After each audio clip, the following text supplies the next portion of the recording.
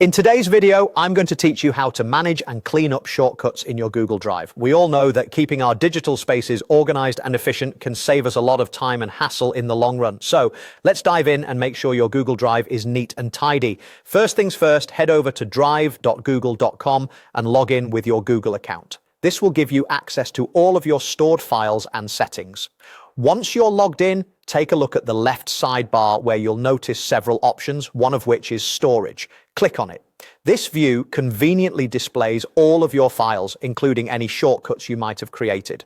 Now, direct your attention to the top right corner of the file list. There you'll see the sort button, which resembles an AZ icon. Click on this button to open a drop-down menu, and from there, select the type option. This action will allow you to group your files by their specific types, making it much easier to locate exactly what you're looking for.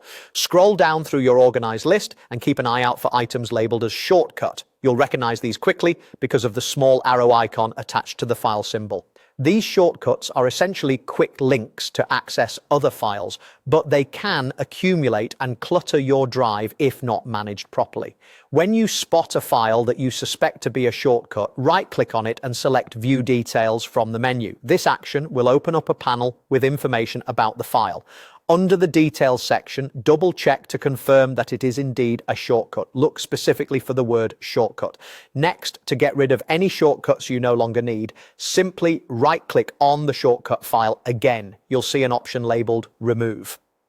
Click on this to delete the shortcut from your drive. Don't worry about losing the original file. Removing a shortcut does not affect the original file in any way. After you have removed the shortcuts you no longer need, navigate to the Trash option on the left sidebar. This is where your deleted files are temporarily stored before they are permanently erased. If you're certain you want to clear out all deleted shortcuts for good, you can click on Empty Trash. This step will permanently remove all the deleted shortcuts, ensuring that your drive stays clutter-free and easy to navigate.